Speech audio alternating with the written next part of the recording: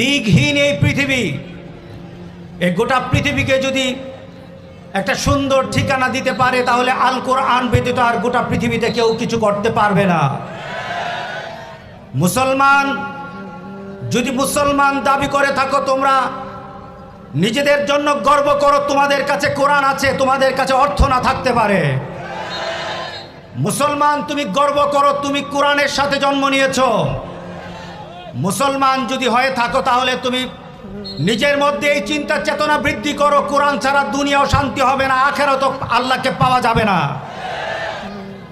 এই কোরআনের প্রতি যত ভালোবাসা বাঁচবে, কোরআনের সুর যত সুন্দর হয়ে গোটা পৃথিবীর মধ্যে বাঁচতে থাকবে, আর কোরআনের স্বাদ যত মানুষ পেতে থাকবে, একটা উত্তম চরিত্র নিয়ে গোটা পৃথিবী থেকে মানুষ যেতে পারবে। কোরআন আছে, সম্মান আছে, কোরআন নাই, এই পৃথিবীতে মুসলমানের কোনো দাম নাই। কথা ঠিক আছে কিনা বলো?